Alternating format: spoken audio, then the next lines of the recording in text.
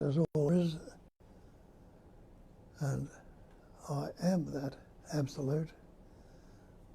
What do I need to become? We're on the so-called spiritual search with the idea that we'll become something. And becoming implies a future time. And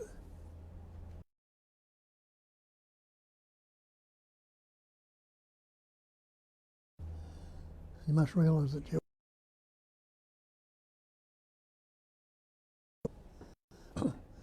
so what needs to happen? Instead of searching, trying to become something, you follow some spiritual tradition, so you've got to meditate, you've got to repeat this chant this mantra, do all these processes to become something. And can anyone in this room negate your being right now? You realise, no, I'm being right now. And that's a fact. So you don't, when you're looking at that light, you don't really need to become anything if you are that pure beingness. But that pure being has been contaminated and corrupted by all these concepts and words we've picked up, and ideas and images, concepts we have about ourselves. And then we've got that burden of concepts on, which we believe ourselves to. We've got to try and break through that or get through it and recognise our true nature. But again, as I said before, they call it Satchitananda in Hinduism. Satchitananda Namarupa. Sat is existence. Chit is consciousness. Ananda is loving to be. Another way of putting that is being, knowing, and loving to be. Or, as I could put it another way, awareness of being is love. Love. Is that Ananda? So even in the ancient texts they pointed out all that. But no, how have we taken on this belief we are? What's that? We call ourselves persons.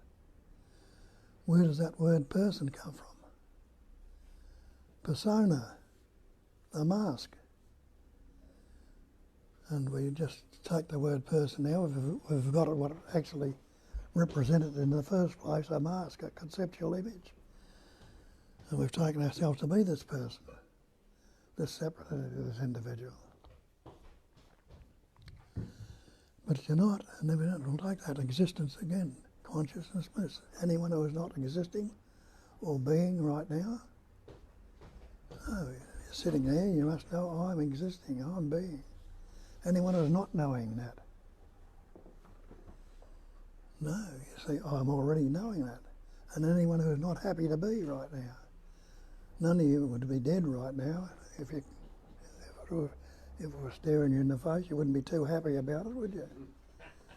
So we're all happy to be. But realise you can't negate it. Negate that beingness right now.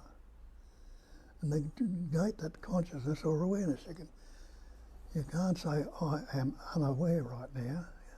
You are aware. And you're happy to be, so you already are that, and you look back on it and see when there was a time when you were not. And to go back into the concept of time, there's only a certain way you can go back. Before that, you can't. You can only postulate or think of something about what time is. So there's never been a time when you are not. Never will be a time that you will not be. You're always and ever that.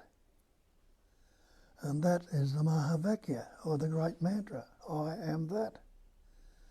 Innately you already know that, because you look around the room, you say, that's a chair, that's a carpet, that's the tree outside, that's the flower, that's the sky, that's Bill sitting next to me, that's so-and-so, or whatever. And you realise everything is that which we've put the label on, or the word. And you recognise the word's not the thing. And you realise also that every word you've ever spoken or ever likely to speak has been learnt. You weren't born with any words. And look at the thing that's called a word. And when you investigate the word, what's word? It comes from a sound, a vibration, a movement.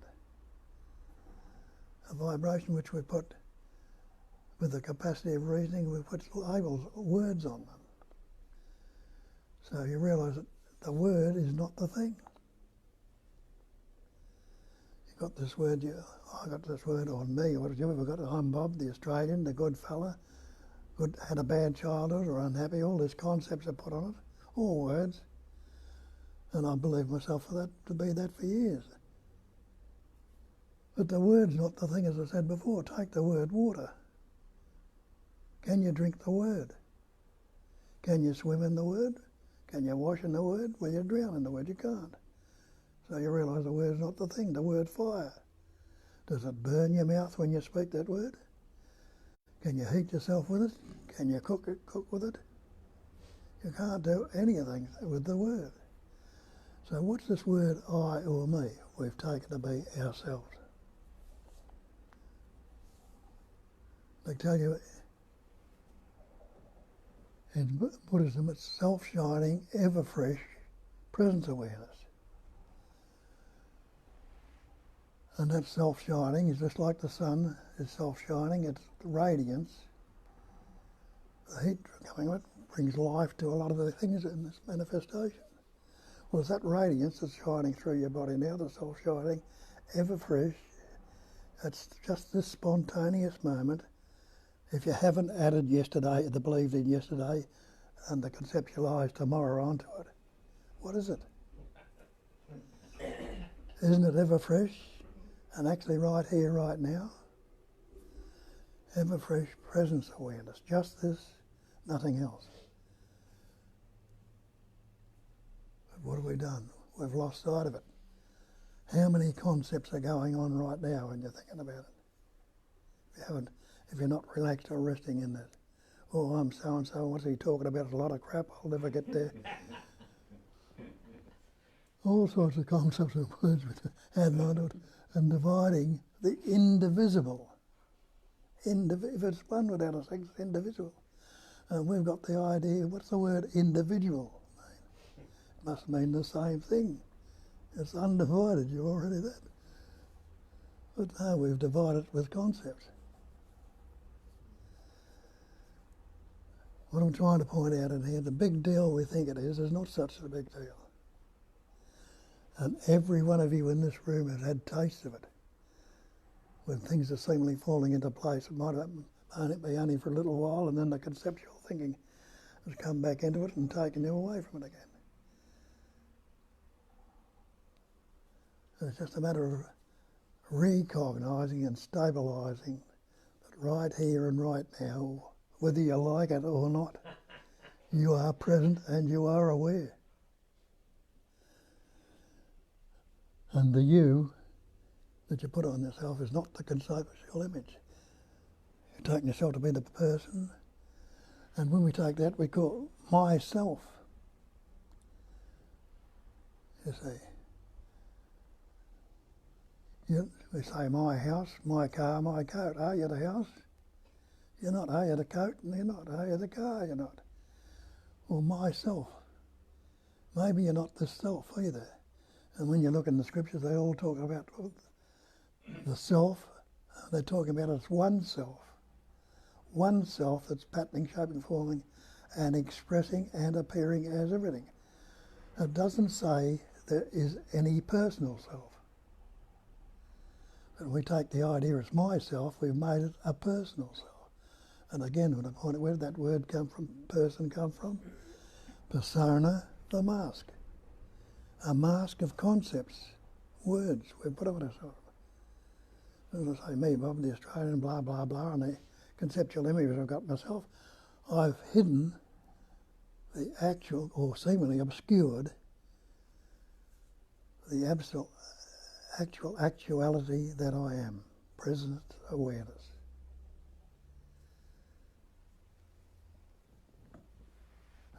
Just like the sun, seemingly blocked out by the clouds,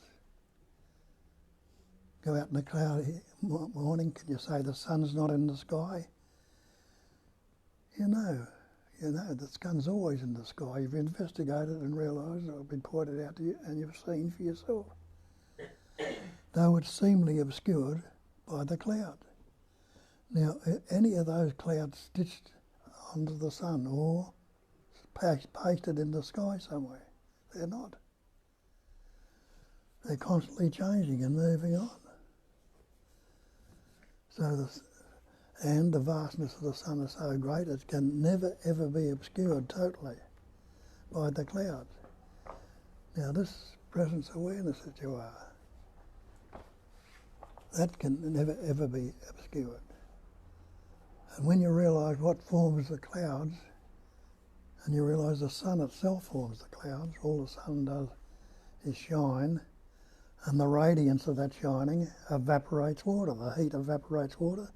The water rises and condenses, cools down when it gets to a certain, and forms a cloud which obscures the sun. And that cloud can change and move along. It'll either spread out to disperse or it'll come down as rain. And that rain can come down as hail or ice. So the very essence, which was steam, which you can't really see when it's first arising until it condenses a little bit, formed a cloud, and the clouds have become ice. So the so-called spirit that you are functions in the same way. In its essence, it's just pure spirit.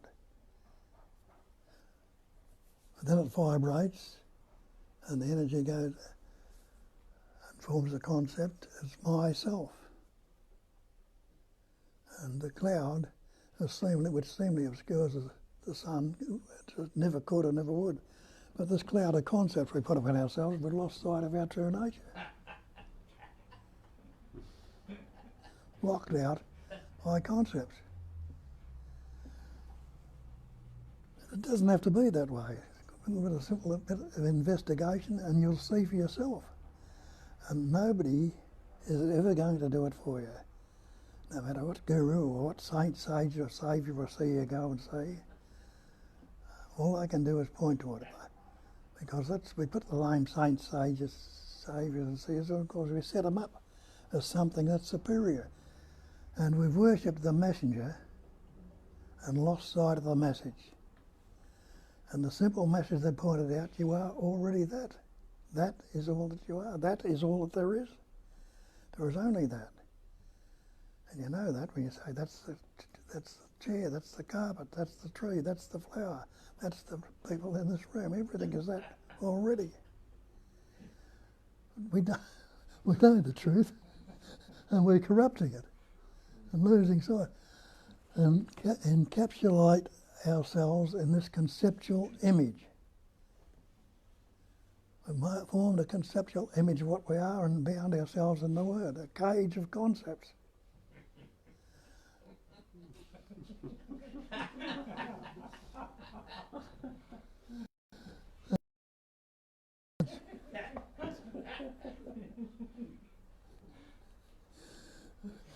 You got the opportunity.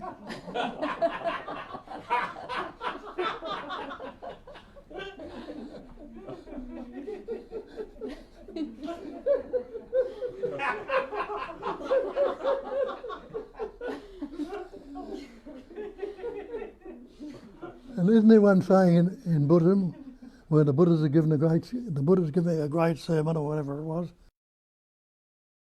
a flower, and somebody in the audience laughed. Exit laughing. And that was the one that recognised it. And you've all started laughing then. So rightly you already know it. Why did you stay with it?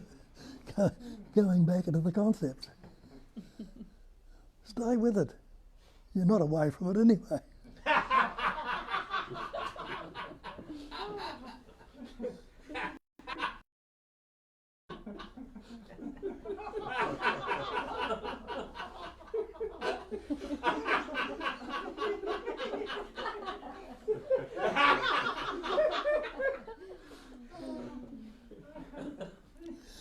The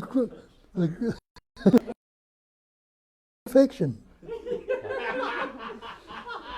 The great perfection is non-conceptual awareness. Drop your concepts and it's there with you right now. Concepts. Concept is a word. And though you may not have recognised it, what they were saying or what they were trying to point out,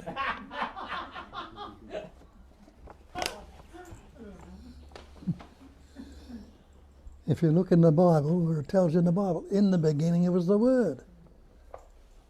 In the beginning was the Word. There was no beginning until that Word happened.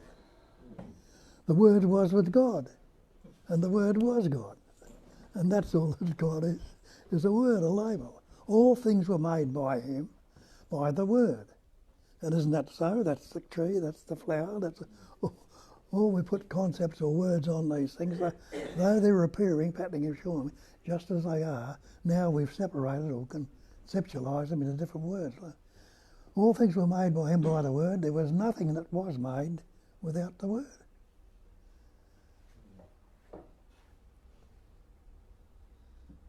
And you and I, we put words on ourselves and take ourselves to be the Word. When did you begin? See for yourself. And you'll say, you won't say here because you've all heard this before, no, that you begin at birth. But nobody in this room or anywhere else can remember their birth.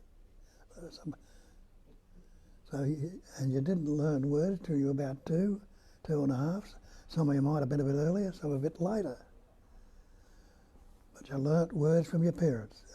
And that's when you began, because that's when you can only go back that far. You can't go back and remember your birth because you didn't have any words. How could you? How could you remember?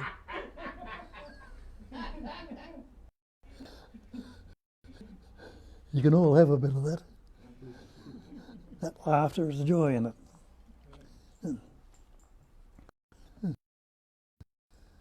So we learnt words and taken the word to be the real.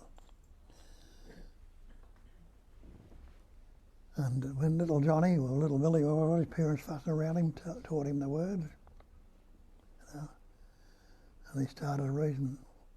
That's when the capacity of reasoning developed in us. Before that, we didn't have any words. That reasoning ability wasn't there. There was seeing, there was hearing, tasting, touching, smelling, but it had no label. Have a look at a little child and see the way a little baby's functioning now.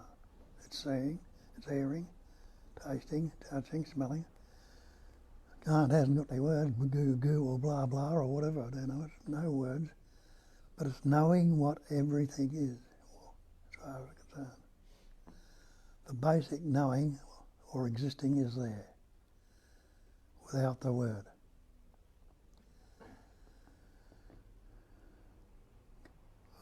When did you begin? We think we are this person, this individual, this body-mind entity.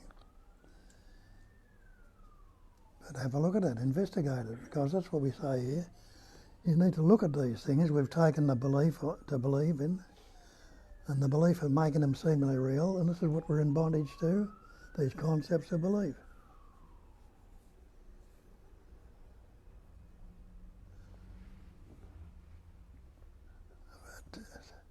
About 2.5 or something, you learnt words, and the basic things we learn, fussing around our parents. When they call you little Johnny or little Billy, I am. They're the first words you learn. I am. I am little Johnny. We've added onto it little Johnny, not just pure I am anymore. That's when it starts to get corrupted. Because the parents tell me I'm little Johnny, and now I believe that I am little Johnny. But the child looks out there and he looks past that and he looks around him, he says, that doesn't fit little Johnny. So that's not I or me. So as soon as that comes up, naturally, what do? You feel separate from it. That doesn't fit the little term. So I'm separate. And that's when the capacity of reasoning comes about and the sense of separation comes upon us. Now you're seeing out there that you're going, that's not me or that's not I. Naturally, you feel separate from it. And, and if you feel separate, isn't there a sense of insecurity? You don't know what that is. I'm fearful of that. I don't understand it. And that's when the sense of insecurity and vulnerability comes upon it. And then that comes upon us naturally. What are you doing?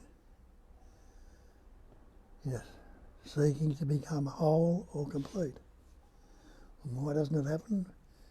Because your parents haven't told you to investigate and have a look and see you already are. That child is very close to it at that stage when he hasn't learned all these concepts and ideas and images. But instead of telling him to look in, question yourself, investigate, they say, look out there. Learn something, acquire something, add to it, get a bit of education, more wealth, good life, good security, good relationship. Add, accumulate, amass. And that's what we set out to do and start to do from then on. Until we acquire and get more and more and more, trying to become whole. And have you ever seen a millionaire with enough yet? There's never enough. But nobody ever tells them, listen, you were never separate in the first place. You were always that.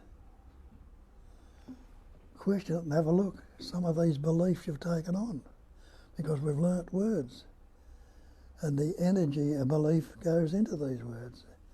And a belief is only a word also, but what's the dictionary definition? Dictionary. Dictionary definition. And I can assure you I haven't had anything this morning. It's just a natural, spontaneous Green smoothie. joy. So, Dictionary definition.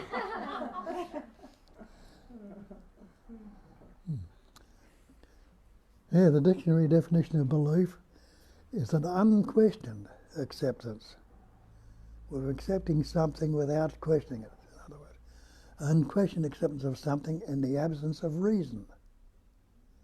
We haven't reasoned it out or worked it out, we've just taken it for granted. Acceptance of an alleged fact. This alleged fact that you are the person, you are the individual, you are the without positive knowledge or proof. So what would we do? Look up that definition, and wouldn't you want to question it? And see if it's true, it can stand up to that investigation. But if it's false, it can't stand up to the investigation. And if it can't stand up to the investigation, you're going to keep putting the energy of belief into it and making it seemingly real when you see it for a fact it's false. You can't. You don't bother. There's quite many other things you've seen true in life that you don't believe anymore. And they're not, you might take them to see so-and-so, but you know the sky's not blue, but it still appears to be blue, but you're not bound by it. You know the sea is not blue, it appears to be blue. You know there's no water in the mirage. You know there's a rainbow, there's no colours in the sky, though there appear to be colours in the sky.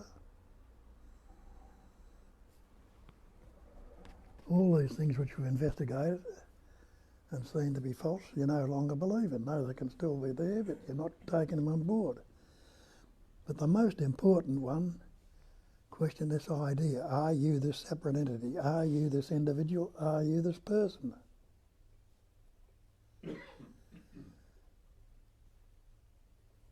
And if you investigate and you can't find any separate entity or individual person there, what must you be? You're not.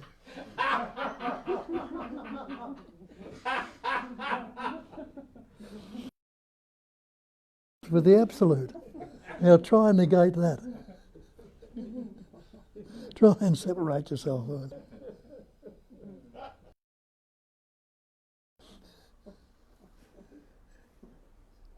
Anyway, that's basically what we're calling. Tell us all about it. Got any doubts, any questions, or what, how you're going with it? Are you investigating or whatever? But nobody's ever going to do it for you. But that capacity of reasoning, the capacity of seeing, the capacity of recognising, they call it in Buddhism a cognizing emptiness. And we think we are cognising the emptiness, but we're not. It's the emptiness that has that capacity of cognising. The emptiness, the totality, or knowing. And the Buddha made in the statement then, he said that emptiness is form, pointing out it is this cognising emptiness that is patterning, shaping and forming all this manifestation. And turn it round the other way, and form can be nothing other than the emptiness. All this thing, everything in this room is forms. Everything outside, all the pattern shapes of the manifestation are forms. And it's all emptiness. What are you going to do with that?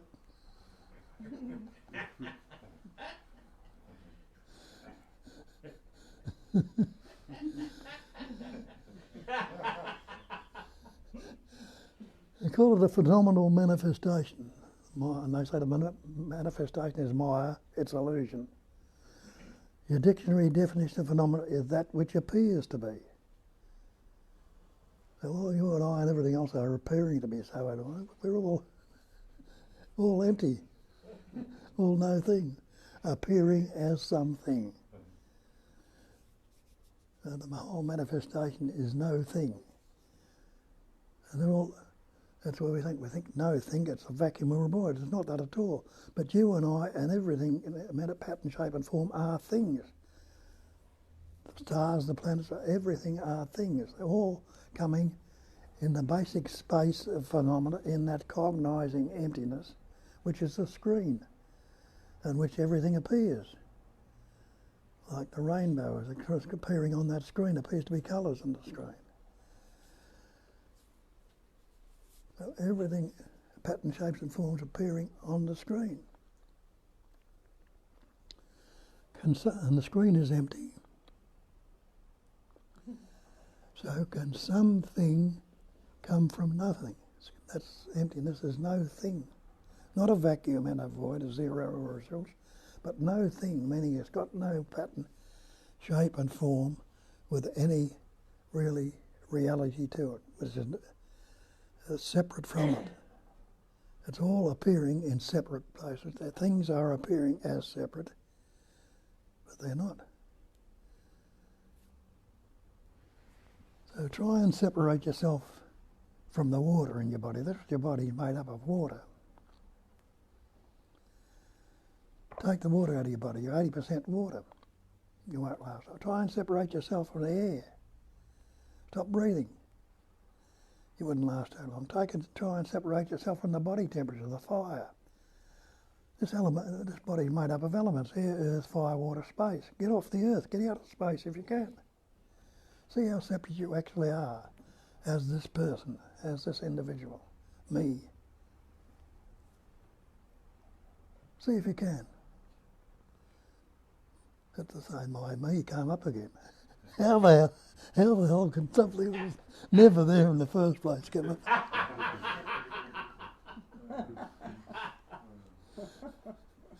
It's only the fact that we believed there's something there, and the belief can come up again if it's not stabilised in the recognition of it through it. It's not the actual.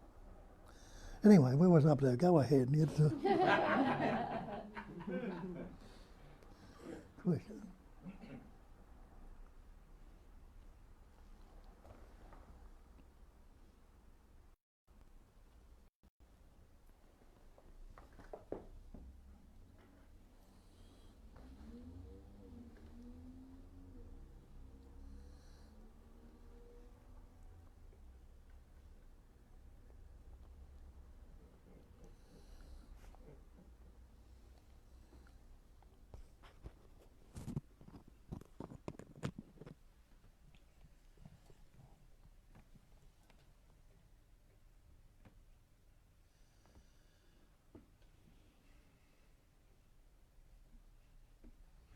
You want birthday girl? Okay, I have something to say. If you ask questions, he will keep talking. If not, you will have to listen to me or Jane or someone else. But he's the best. That's right. Somebody called him. How did Sabine call you? Not the Messerschmitt, but some of the Maserati of the pointing. The Maserati. Yeah. All labels. Well, like, Yeah.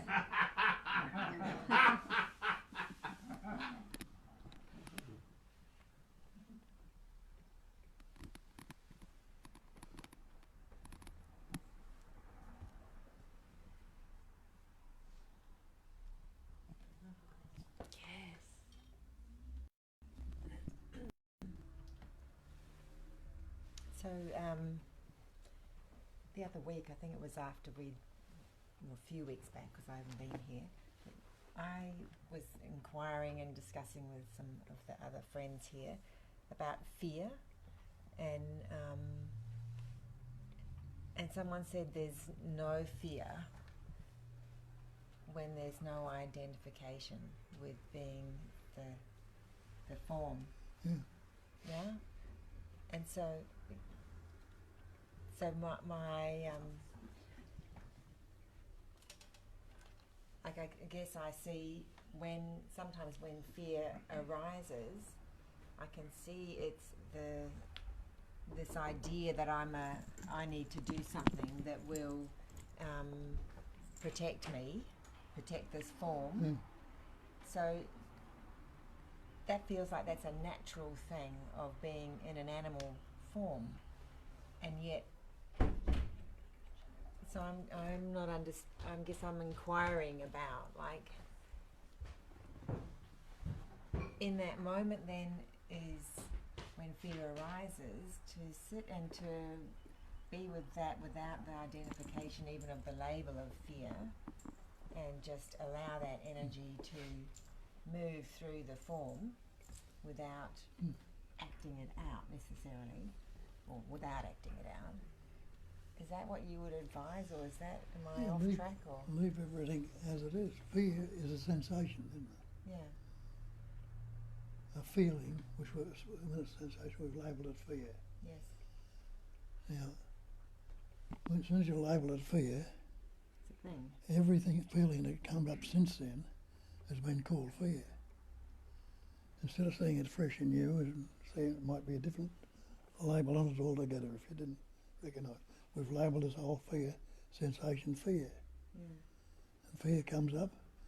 Now when you say what was happening, Oh, something. I don't know, there was just something that was occurring, like some business decision or something to make, and then I'm thinking... somebody might be chasing you, doing something, you might be angry, fear might be the idea of getting hurt by them, or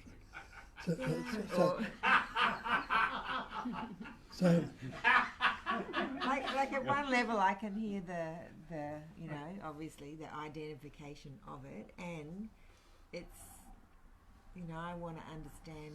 Yeah, but you see, this new thing, if you're labelling, put the old label on it. Now, when we talk about the snake and the rope, you've heard that one. Yeah, yeah. Fella sits on what appears to be a piece of wet rope. He doesn't realise it was a dark night. Yep. Thinks he's trotting on a snake. As soon as he's trotting on it, the fear, so-called fear and the trembling go up, the goose pimples arise, hair stands on end, shakes and everything like that. And immediately the thought comes up, he's trotting on a snake, and he imagines the bite of the serpent and the fear running through him and all the rest of it. Yeah. But you see, when he smoke shines a torch on it, see it's only a piece of wet rope, he immediately see through it. Yeah. And the sense of fear, the concept of idea about it drops off. But the fear and the trembling, what it's caused in the physical body, that doesn't change. It takes a lot longer to settle down, because it takes a lot longer for that to be stirred up and investigate through the body. Now it takes a little bit longer to settle down, but leave it as it is and it will. So, but we've got all these labels: fear, anger, depression and all the rest of it, which we've labelled from past events, conditioning and experience, we're told. And instead of seeing every sensation or feeling as fresh and new as it comes up, we immediately, out of habit pattern, lodge into the old one. This is anger, this one is despair, this one's depression. And we keep reinforcing that by struggling with it, trying to get out of it. Instead of seeing it, if we saw it fresh and new, with a sense of wonderment, what is this one now? I'm not going to put the old label on it. So look at it.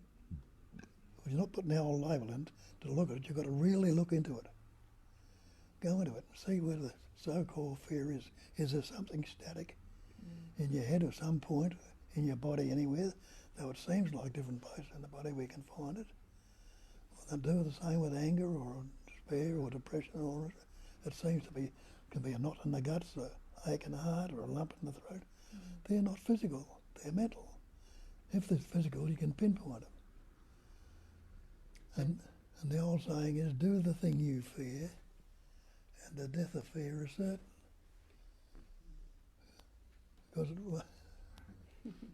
My mind likes that saying. But so supposing like the nervous system is designed like with if it is a snake, suppose it is a snake, it's not a piece of rope, then the adrenaline of like moves that person away from the snake. So the animal form is also designed to keep itself instinctively safe, isn't it? And then I know there's a lot of neurotic on top of that. Yeah, but you see, when you moved, it stirs up the energy, and you call it fear. Yeah, if you don't call it a name. That's what spontaneously happened. Yes. Yeah, thank you, Bob. We put the old label on it, and the word's not the real anyway. I love the acronym for fear. False evidence appearing real, and it's appearing real to a me. Yes. And the me can only live in the memory. So once you see the me is only a memory of you or an image you have about yourself, and you see that pattern of false evidence appearing real or fear coming up, you just go, there it is, and move on. Also, it was beautiful what you said about, the natural response, because when you look at the animals, they just kind of, the adrenaline is a movement, is an action thought that makes them run or make them fight. They don't have the label, so they don't relate it. They don't have a story about it. It's a natural, beautiful instinct. It's also there's been an interesting research on the science have compared the brainwave frequency and the sensations on the body and vibration, and they are apparently the same for different circumstances. And because of the circumstances, we interpret that vibrational energy, excitement when we're going for a date or exhibition or concert, or anxiety when we are going to have public speak or something. The very, very same vibration, brain waves, and the very same sensations in the body, because of the circumstances around, get interpreted as relevant or as stressful or as joyous. So it really shows how inseparable we are from the environment. We really are one. We're responding to whatever shows up. And the body is responding in its chemical way and whatever way it can. And the story that comes on top of that natural functioning is the story that creates suffering. Because even if the story is positive, oh, I'm excited, oh, I'm great, that story is also creating suffering. Because how long I'm going to be like this? Oh, this is going to end, and I'm not going to be happy. So any story is only the aftertaste of whatever the functioning. It's only a narration, a commentary, and it's always limited, and most of the time, if not always, just untruth. So what someone said, that this is really a matter of identification, subtly, because when the label is presented, when the label is acquired, then it kind of becomes relevant to me. That's where, because animals don't label, so they don't identify, it just function. And when I realised that fear was only a label, thanks to Bob, as a performer, I used to get very anxious before I sang. And he said, just see it as a sensation, as the energy that you need to do the performance, And so now when people say, oh, do you get anxious or fearful before you perform? I go, I just get the energy I need to perform. Yeah. How brilliant. Yeah.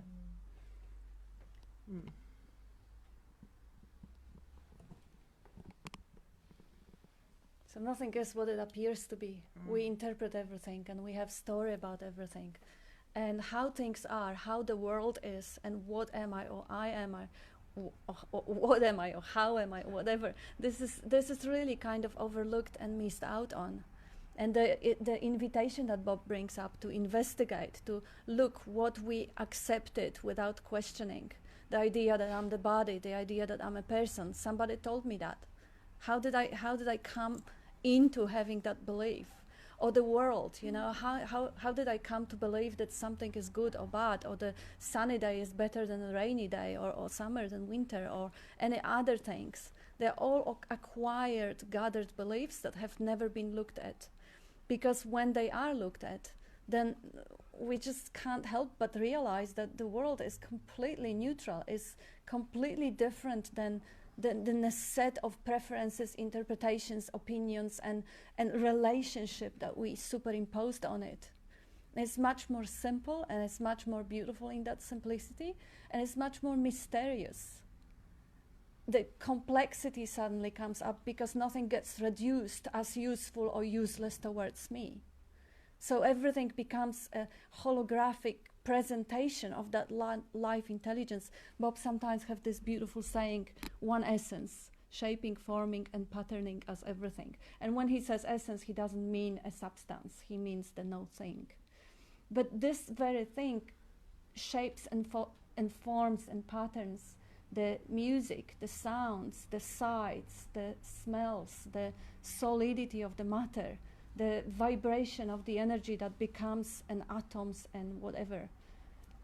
And everything is that, so everything is infinitely complex and infinitely beautiful as that, because it is that, in essence. But because we reduce by interpretation, we kind of miss out on the world and on ourselves. And the ourselves is the worst, because that one creates suffering. I mean, maybe that's the best, because without the suffering, there would be no need to investigate. So it is as it is.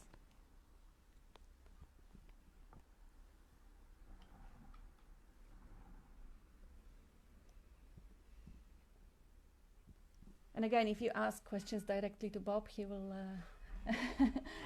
he'll join in again. Bob, you used to talk about self-hypnosis. Can you talk about self-hypnosis? Like, I remember when you'd said it once, I was driving down Burke Road and I could watch myself. Like, you could have a smell, you know, come in the car, and that would trigger the memory, the self-centered kind of memory that would trigger fear. And I was like, wow, that's crazy, you know. Can you talk about that and how feeling leads to emotion and... Most of you have seen a stage hypnotist at work, haven't you?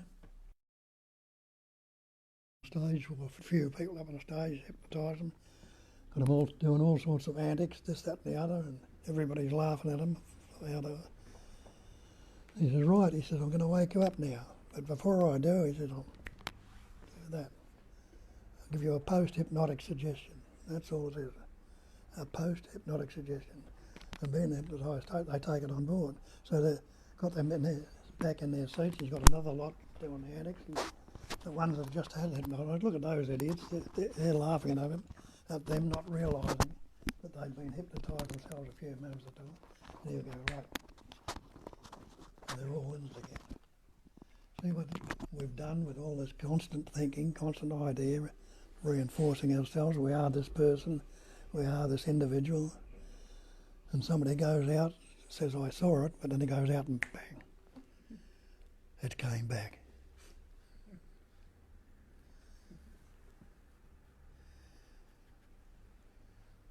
Get that belief out of the road. Well, I pointed out before, it's the one self, patterning, shaping, forming, experiencing, expressing as everything. And if it's the one self, it's not the personal self. When we learn to take on board myself, we've made it a personal self. It's the one self. So it's that one self that's seeing. It's one self that's hearing. It's one self that's patterning, shaping, forming, expressing. It's functioning this manifestation, not the personal self. So I think they made a mistake when they write about soul, S-O-U-L. They've spelled it wrong. Should have been S-O-L-E. Soul, the one. Instead of looking for soul, everybody's looking for soul then, trying to weigh in corpses to see what leaves the body from the dead.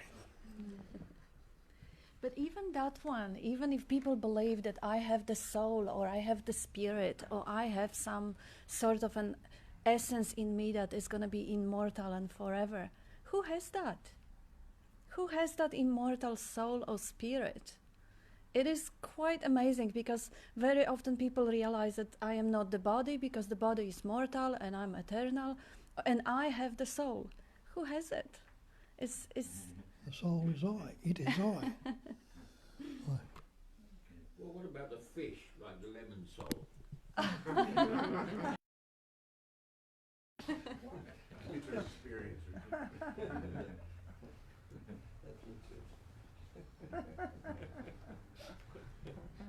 we have the comment from UK. Cat Bob was just talking of labels. They can arise almost as quickly as the sensation due to habit. What can be done to begin with to stop it? Now there is some more. Oh gosh, I can't read that more. Oh yes.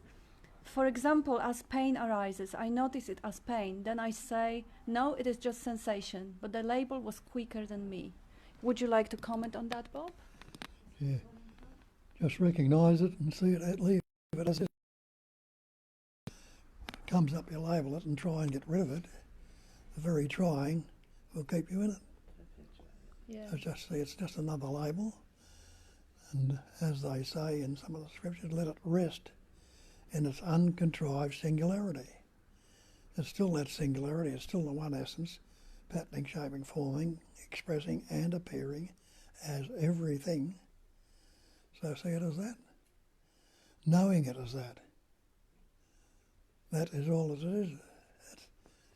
And there's any static point anywhere in the body or outside it. There's no static point anywhere. It's all transient. It's constantly changing. Constantly changing. The body that you came to this room with is not the same body as you've got now. And there are thousands of cells, not one or two, but thousands of cells dying in it right at this moment and being replaced. That innate intelligence that you are is knowing what to do. Each one of those cells suffused with that innate intelligence and knows where to do. Kidney cell's not going to be a liver cell, a liver cell's going to be a heart cell, and the cells that's being replaced are replaced by that innate intelligence energy, this pattern, shape and form of the body is putting it back where it wants to. And when it all breaks down and the life essence goes out of it, what does it? The integration stops. It's not integrating anymore, but the disintegration starts. The body begins to rake round and it forms bacteria and virus and everything that start to eat it up and rot it. So there's still life forms. Life continues to live in different pattern, shapes and forms and express. If this earth as we know it were to blow up right now, could there be one particle of it could be outside of space?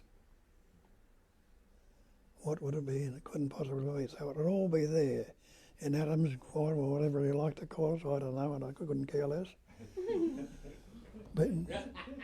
But you couldn't call it an earth again because it wouldn't be in that pattern, shape and form.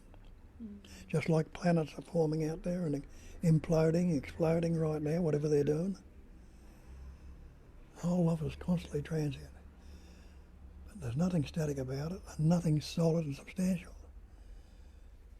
It's all that essence, or spirit, if you like to call it that congeals into matter, just like blood, liquid, and it'll congeal and become seemingly solid. So when they say that spirit can never know matter, that's true. And that's why in our early stages people could have amazing healings, because instead of seeing it how it appeared in the matter, they would see it as spirit and it would automatically heal itself. That's the story anyway, too. You can believe it or not. But you've got a cut in your arm, and they put a couple of stitches in it. Do you think the stitches heal it? Or is it the life essence? The stitches will bring it together and stop it from going and make it a bit quicker. But it's the life essence that's doing it. It's the life essence that's doing everything in this manifestation. And that's what Christ tells you. I am the way, I am the truth, I am the life. That sense of presence that translates through the mind as the thought I am. And just as much as he could say I am, so can you. And you are the life too, because you take the life essence out of that body, you've got a corpse. Corpse has got eyes, ears, heart, lungs, body, all these organs. But what good are they to it without the life essence throwing through it? It's dead, it's a corpse. So what must you be? You must be the life that's animating that body, utilising the body to use words or express us, make things or forget things or do whatever it's doing. But it's the one life experience expressing us everything. Good analogy for it is like a computer. You know how that works. Got all sorts of wondrous information in it. Do all sorts of things with it. What can you get out of it if the power's not turned on? So what's doing it? It's the power that enables those things to be utilised. And it's that power, that one omnipotence, the total power, not mind power or thought power or higher power, omnipotence, total power. It's the one. That's pattern shaped and forming it and utilising it to express her. And it's not separate from the things around it, though it appears to be. And it'll be seemingly so, just like the sea will always appear to be seemingly blue. But it never was and never will be. So you're still going to see things as seemingly different. If you know the truth about them, they're not binding on you, as they were before. Instead of getting locked into it, losing sight of it, you know, you relax into it and see what happens, see how it unfolds and changes. Because that can be a misconception. The talk about pain and fear is that when I get this, it will be all Zen. Yeah. You know, that it will be a state of equanimity. There is a misconception that once you get it, you never get angry or have pain or something. Equanimity. No. No. Into the opposite. That's the way your mind thinks. Have a look at it. Good, bad, pleasant, painful, happy, sad, loving, hating, positive, negative. What's the way you're thinking? And see if you can think any other way than in the dualistic opposites. So it'll always be that way. But knowing the truth about it, you're not bound into it. As this Arganetta puts it, he says, well, I know I am nothing. It's cancelling out all the concepts.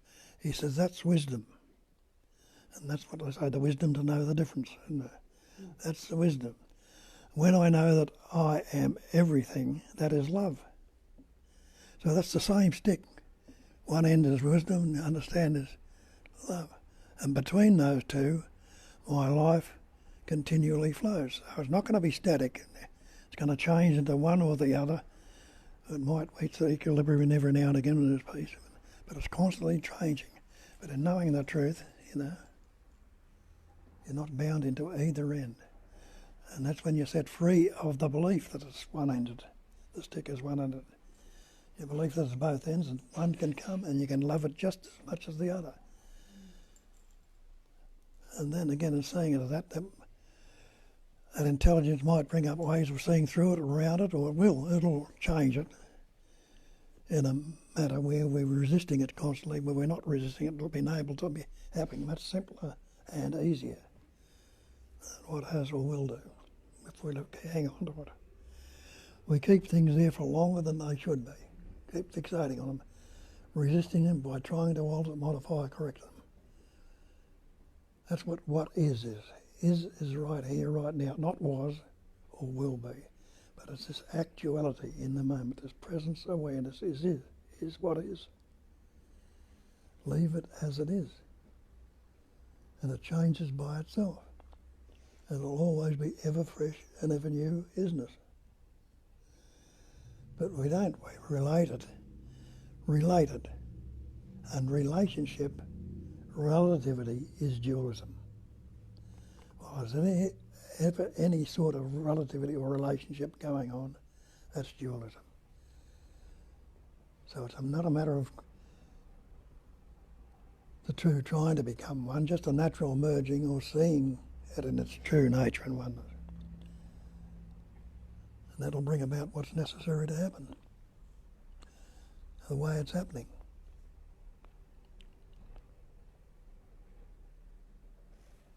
The reason Christianity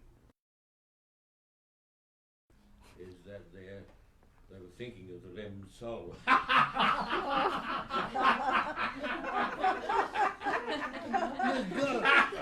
You got it. You're enlightened.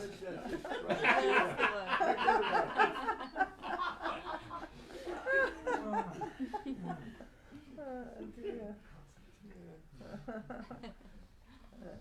Mukti's got a question. I've got another question.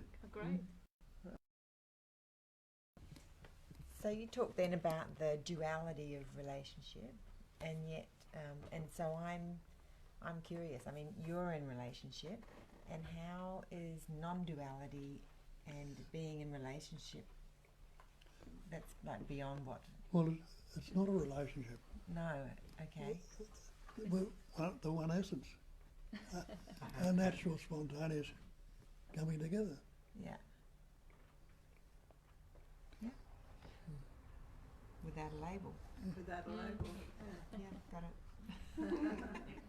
And that's the least expected thing that happened to me. I didn't expect this to happen. Yeah. It expresses in funny ways. Expresses in funny ways. Yeah, once you drop all your concepts and expectations and ideas, fixed ideas about what's right or wrong or socially acceptable or whatever, life will surprise you.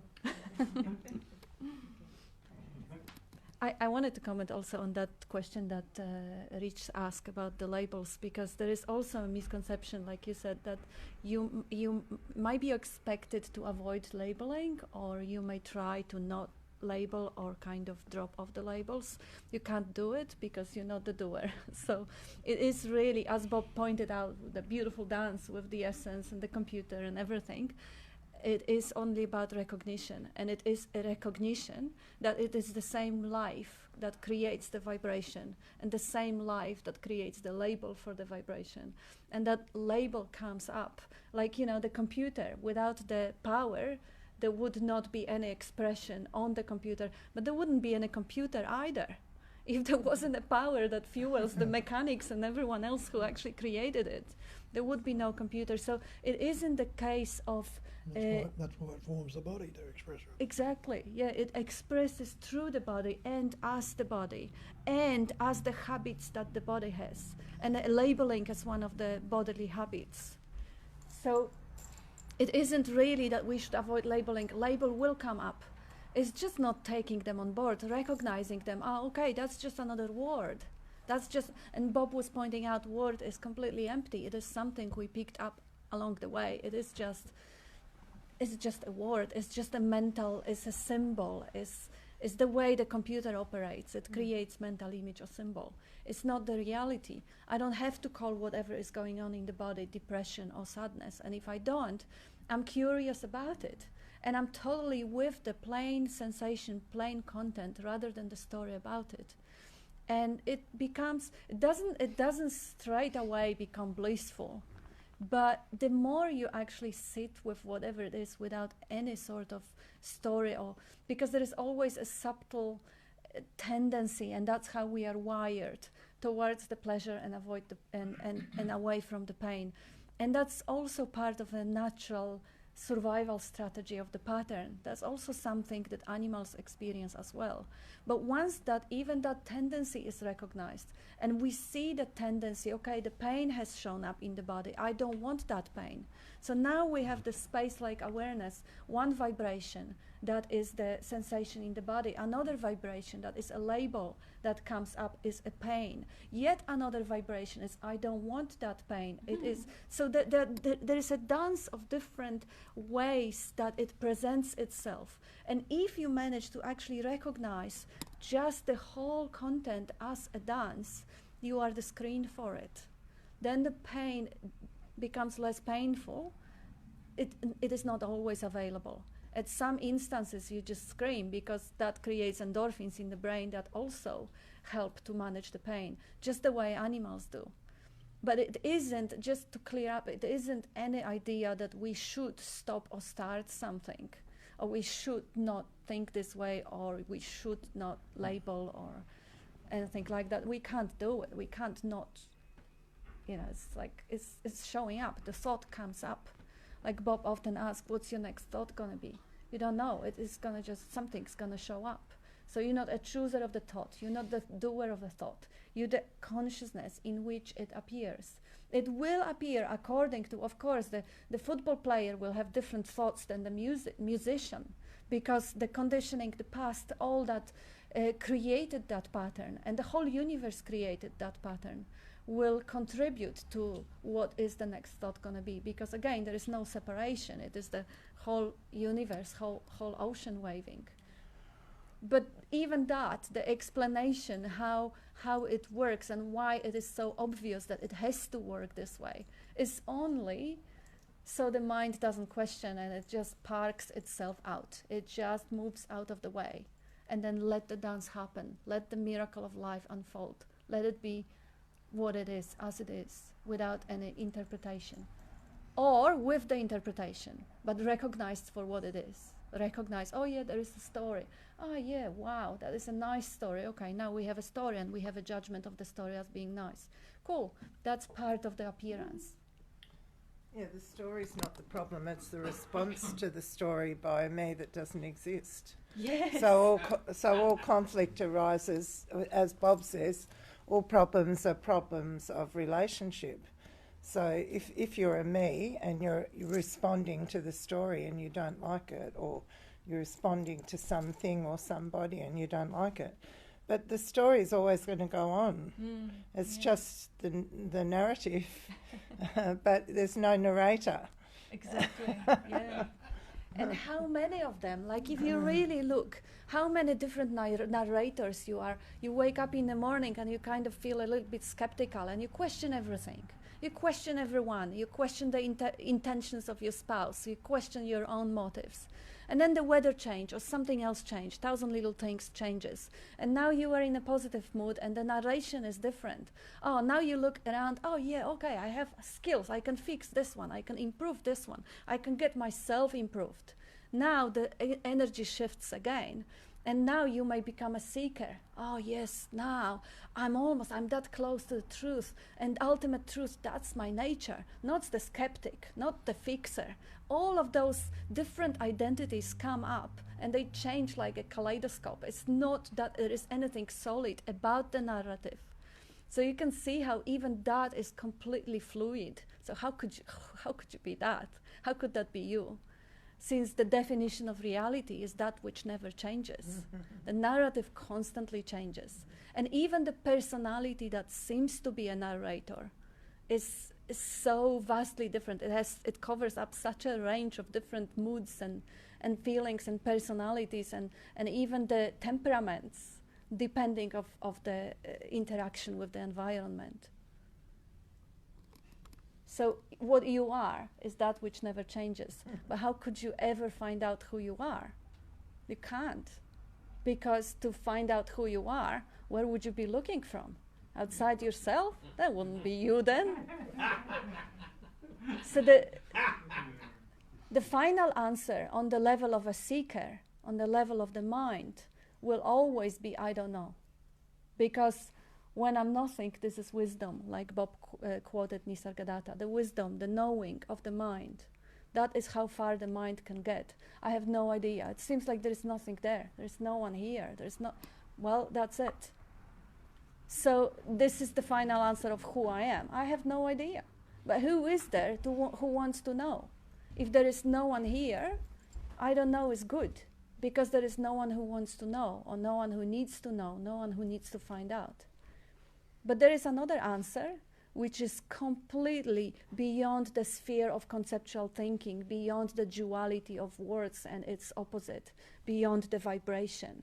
That very still, basic screen or space of being, which we can't experience as vibration, because obviously vibration is the duality, but we can't deny it.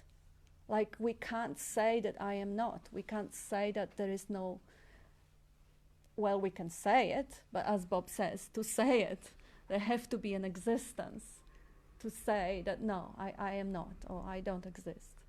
So this is the non-conceptual answer to who am I? I am, but that's already a concept, that's already a translation. But this is a little pointer to actually show how ridiculous is the idea of searching, of looking. Who is looking and for what, and what it is going to find and where?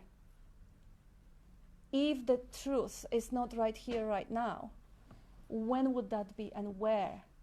And would that be a reality if it's not here now? Since the truth is that which never changes, if there is something to be attained tomorrow after 20 years of meditation, then obviously it's not the truth, because it has to start in 20 years or somewhere else. So truth is that which never changes. It has to be right here, right now. So what is it that we are searching for that has been so vastly overlooked, and it has never left that moment? It has always been here. Bob has this beautiful pointer of looking like, what was it there? How do you know? Let's say you have the first memory from the age of 3 or 4 or 5 or whatever. How do you know it was you? Something must have been there to know that it was you, or when you were a teenager, first love or first heartaches or heartbreaks. There was something there that continued, that was, continuation is also a concept of time. That's just for the sake of pointing. Because ultimately there is no moment prior to this one. It's just this. Well, before you were talking, about resting in uncontrived, find that, and can you talk about the noumenon? Noumenon and resting in uncontrived singularity. Where that comes from? Well, that's that rest in its uncontrived singularity. It's only a singularity, so relax. Don't try and alter it, modify it, correct it. Who could try anyway? I liked it. It's like I heard it for the first time, and I realised all thoughts had to be contrived. Yes. Yeah. All contrived. Abide as that. Rest. Abide as it. I'm talking about the mind before. But people think we've got to get rid of the mind, got to silence the mind. You don't have to. We just have to recognise it, you know. It's always vibrating in the pairs of opposites. So it can be very useful. This house was an idea in somebody's mind once. The chairs, the carpet and everything else, all ideas in somebody's mind once. People will say, I had to do that, or I made that. But could anyone have lifted a finger, drawn a line, written anything at all, or built anything at all without that life essence? So what's doing it? The mind, or the me, or is it the life essence that's enabling you to pick up that thing and write it, or drive a nail, or draw a thing, or make whatever, you know? So mind needs to be understood. It can be very useful when it's recognised and used, but it's self-destructive. When with the belief that we are this separate entity, we let it use us. Or I'm so-and-so, you got that concept, and I'm not good enough, or I'm fearful, I'm depressed, or I'm unhappy, I'm this, I'm that, I'm the other. The concept we put labels that are separating us and make it. And the worst one we put on ourselves, well, after all, I'm only human. Yeah, that often people say, oh, we expect me to do this, but after all, I'm only human. Well, you call yourself a human being. If you believed in a God, you'd call the God the Supreme Being. What happened if you took the label human off and took the label supreme off and try and separate the beingness right here in this room right now. You realise that's being a chair, that's being the carpet, that's being the mirror, that's being the light. Everything has got the label on it to change it from the pure being, put the label on it. That's being you, it's being me. There's only beingness in this room, and it's not human or it's not God, it's not anything, it's just pure being. And that being is knowing. They can't separate the being from the knowingness. And the subtle life or joyousness which it all appears in and vibrates on, that spontaneous throb or pulsation of life, that is what you are, that true nature.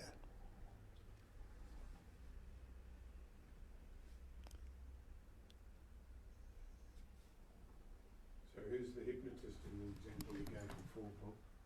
Were you hypnotised, snapping your fingers? Who's the hypnotist? Well, it's just the erroneous beliefs have been taken on without question by people. You know?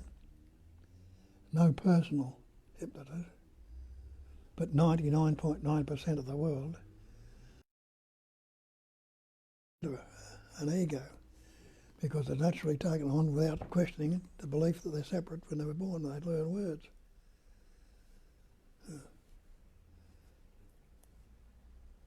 So you can't say it's really anything or anybody that's been hypnotised. It all appears to be so. The whole manifestation is a phenomenal manifestation. And the definition of phenomena is that which appears to be. It's all appearing to be so, like the water appearing to be blue in the ocean, you know. It's appearing to be so, but it never was, never will be. We're seeing all this seeming personal thing that's going on right now. It's the one essence just vibrating, patterning, shaping, forming, and expressing as everything. So you could say it's a piece of software running in a space, or just another pattern, the habit pattern of identifying as a form. Or you could say that the emptiness is identifying as form, but the emptiness is not really a thing that does the identification. So the stage hypnotizer is really a no thing. It's just a piece of program. Oh, hypnotised, there's nothing to be hypnotised. It's seemingly so. Yeah, it's a good analogy. So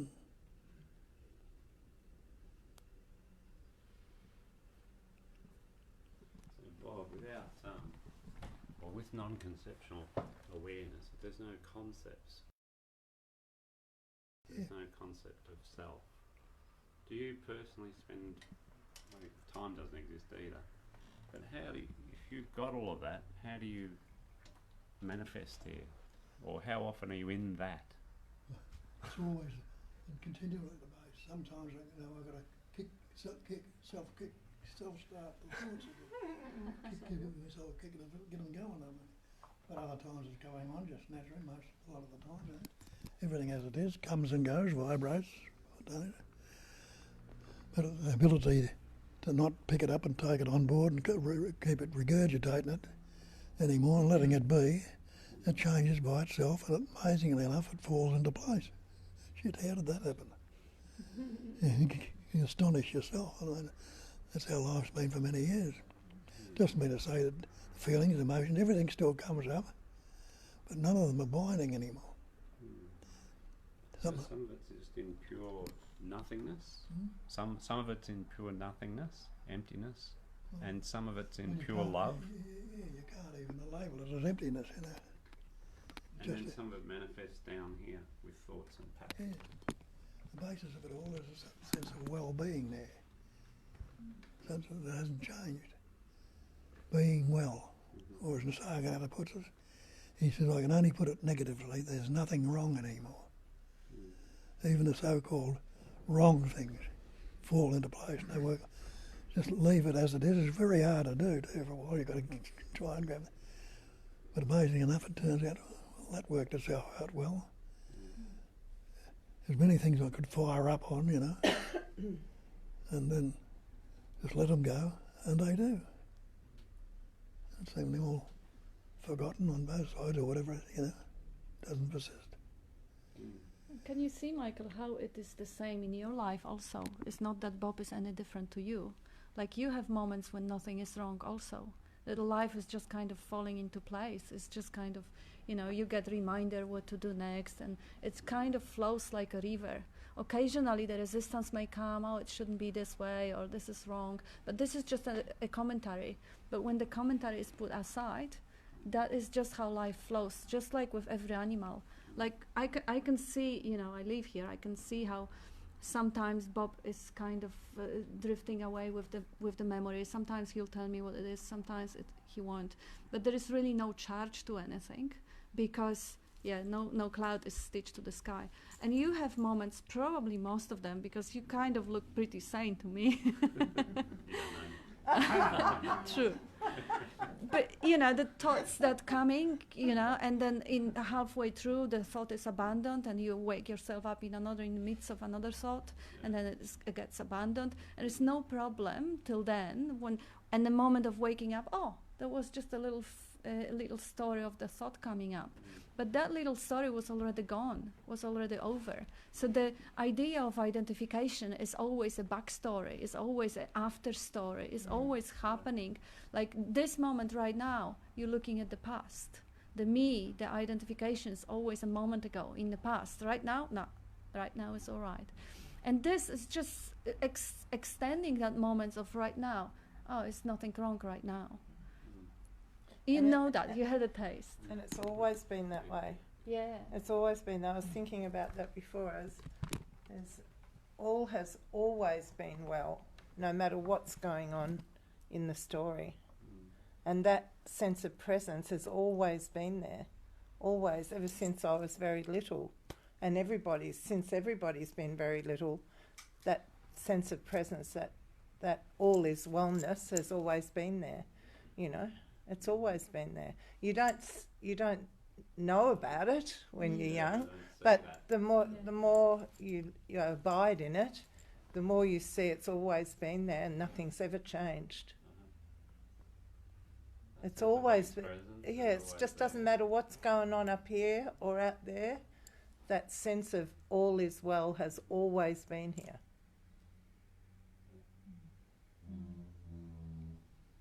And that's it. And even if there is a storm on the surface of the ocean, that's it too. That's okay too. Because down there on the bottom, this is how life experiences and expresses itself right now. It is already okay with what is, because otherwise it wouldn't be here. So who you really are is okay with everything that shows up. But who you think you are may not be. Exactly. And then question who you think you are at this moment, or see it as simply as an appearance in that sphere of field of consciousness, open, always accepting, allowing field of consciousness.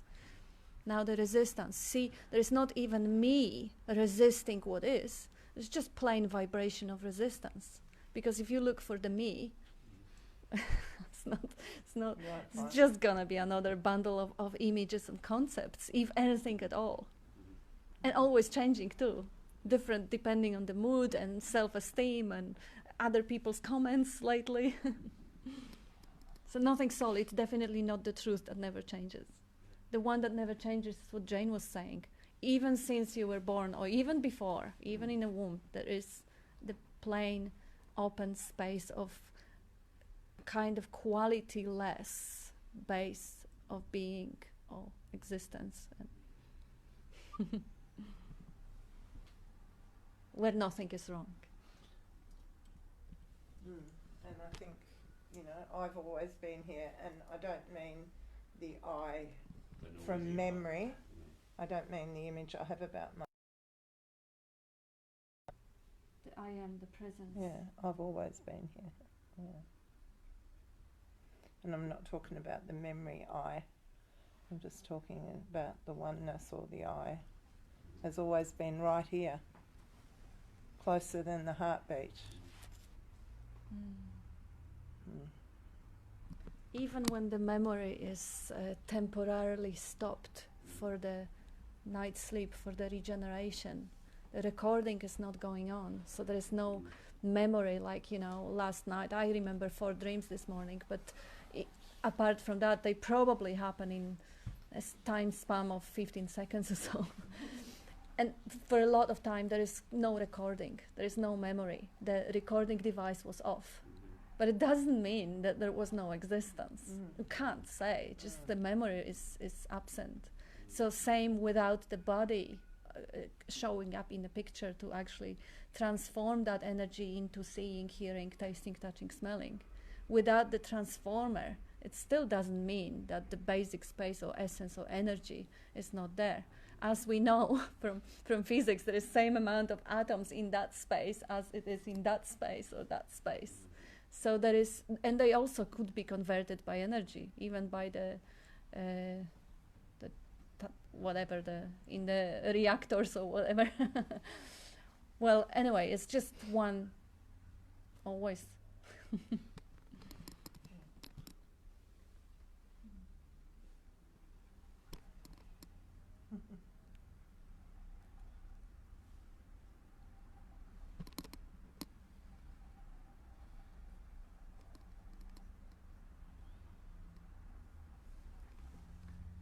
Even though nobody is ever born and nobody ever dies, it's beautiful Kat's birthday today, so wish her a very happy birthday.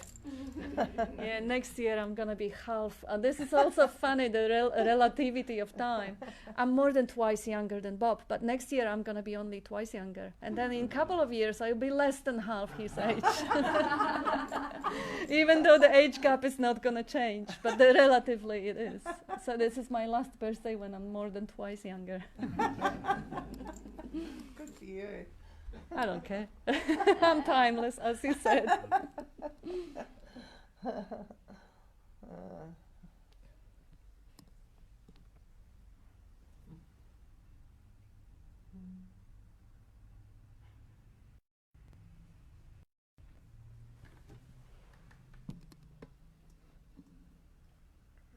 Oh, I even got some birthday wishes. Thank you very, very much. From few friends. And this is Julia now, who is saying, "Truth is that which never changes." My favorite quote from Sedona Method days. I think that's older than Sedona, but that's okay. I love that one, Katarzyna. I also love you. I love you too, darling, very much. I'm so grateful for you and Bob and Jane and pretty much everyone in the room. Oh, she And is such I'm a grateful darling. for you, sweetheart girl. Yes. Love you. Mwah. That's a girl from America. She's coming here once a year, sometimes twice a year. She called Bob one day because she needed help, and since then the friendship started. First through Skype, and then she was traveling in and out. And she's always showing up when she's here on the meetings. She is just she is a signature of love. She's writing a book on love. She's translating everything as a vibration of love, and she's such a love. She's a joy. Yeah, she's a joy. Yeah, I was just reading comments that are appearing on live. So we have always few people who watch with us, and then we upload it on YouTube, and we have few more watching from who can't really. The time difference doesn't allow them to join on live, or they're not Facebook people.